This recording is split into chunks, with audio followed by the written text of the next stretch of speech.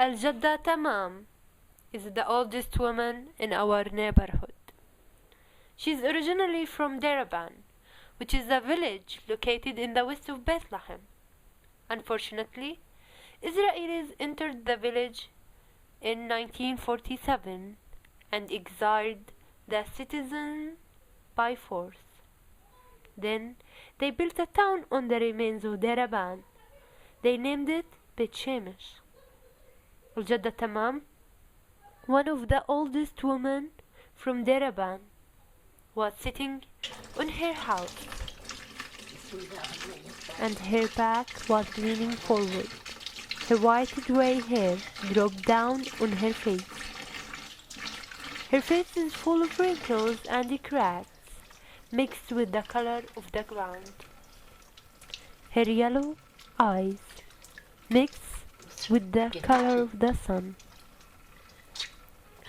They are weathered by present decades of hard work from servicing people, cleaning, planting, and harvesting in order to provide an honest living for her family.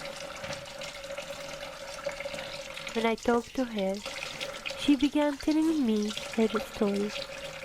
The story of a 95-year-old woman longing for her home. I remember in 1947 when I and my husband, were sitting in peace in our modest house in our small village there. Suddenly, Israelis entered through the door and they started throwing our things out on the floor, here and there and everywhere. Then they pushed me out of the house and they kicked my husband to force him to leave the house. I remember that day like it happened yesterday. I remember the time and how hard it was for me. We faced lots of things. My husband begged them to let him take the key of the house. When they saw him grabbing on the door, refusing to leave, they started hurting him more and more. We have lost everything in the blink of an eye. We lost our home, our land, and our grass and animals. We also lost our souls, hopes, and lives. Day after day, we began looking for shelters to protect ourselves from the heat of the summer and the cold of the winter, until we got to the town of Bet Sahur, a town located to the east of Bethlehem. A lot of people from our village, relatives and friends, went out of Palestine, and a few of them, like us, tried to look for places to live near our village. They were hoping that they could come back to Deraban one day. My husband and I settled in Bet Sahur, the place where we found our second home. The people were very kind and generous. They tried very hard to make us feel at home and not as strangers.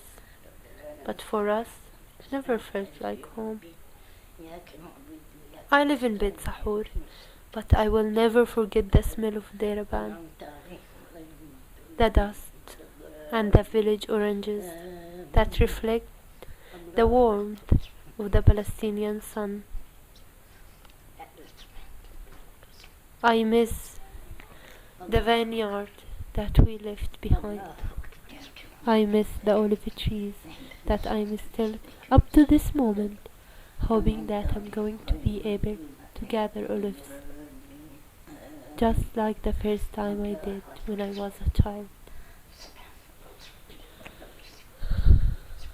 True that we have experienced suffering, but the dream of going back continues. Every day since 62 years, by days the dream dies slowly, and to keep it alive, we pass it from generation to generation. Here it is, my husband died 10 years ago. He told my children that when we return back, we should not forget to bring him back to Deraban, to bury him next to our house. I too carry this commandment upon me until I die.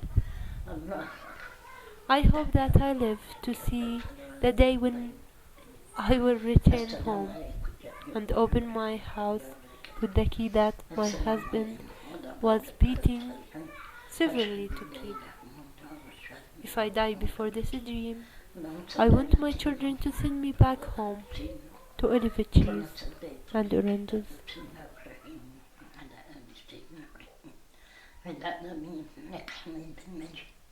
السلام عليكم ورحمة الله وبركاته.